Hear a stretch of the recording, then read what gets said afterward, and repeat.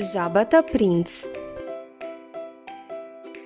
Еднаш многу одамна, во едно далечно кралство, живеела една убава принцеза. Таа многу сакала да игра покрај езерото во кралските градини. Еден ден, додека ја фрлала својата омилена топка во воздух, таа и паднала во длабоката вода. Ох не, мојата омилена топка, никогаш повеќе нема да ја најдам, заплакала принцезата. И додека принцезата плачела, од водата излегла една зелена жаба. Не плачи, принцезо мила, и рекла жабата. Јас ќе ти ја вратам топката, но имам еден услов. Сакам да ми дозволиш да станам твој пријател, да јадам од твојата чинија и да спијам на твојата перница. Принцезата, мислејќи дека жабата не може да ја следи, се согласила. Добро, само врати ми ја топката, рекла таа.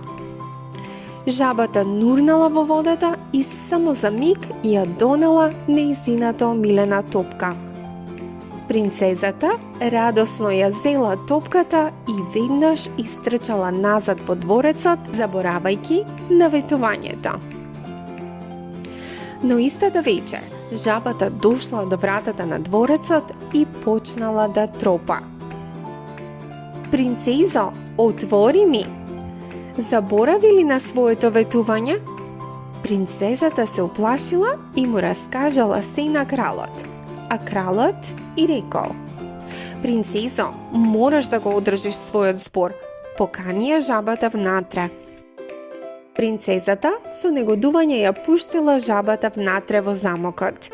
Жабата вечерала од нејзината чинија и рекла: Сега однеси ме до твојата соба. Сакам да спијам на твојата перница. Иако срцето на принцезата било полно со одбивност, сепак таа се согласила, зошто нели дала збор. Следното утро, кога принцезата се разбудила, жабата веќе не била жаба. Наместо тоа, пред неа стоел прекрасен принц. Ти благодарам, принцезо, рекол принцот. Јас бев магепсан од една злобна вештерка и можев да се ослободам од таа магија само ако некој со чисто срце го одржи своето ветување. Принцезата се израдувала и веднаш се влюбила во принцот.